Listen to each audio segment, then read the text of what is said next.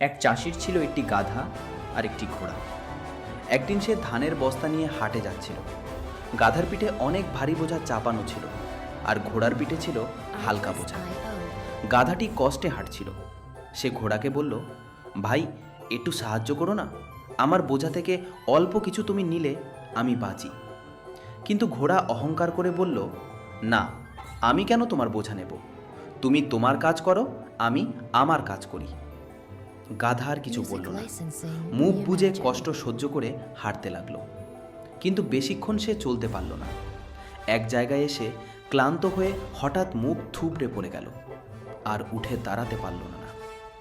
গাধাটি মারা গেল। চাষি বাধ্য হয়ে ঘোড়া থেকে নামল। তাকে তো হাটে পৌঁছতেই হবে। তাই সে গাধার পিঠের সব বোঝা ঘোড়ার পিঠে তুলে দিল। শুধু তাই নয়, মরা গাধাটাকেও সে ঘোড়ার পিঠে তুলে দিল। এবার ঘোড়ার পিঠে হলো ধানের বস্তা, গাধার দেহ, দুইয়ের বোঝা। অতিরিক্ত ভারে ঘোড়াটি হাঁটতেই পারছিল না।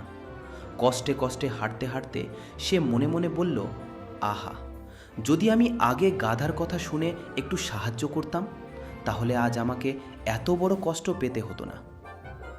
এই গল্পের নীতি কথা হলো, স্বার্থপরতা শেষমেশ নিজেরই ক্ষতি ডেকে আনে।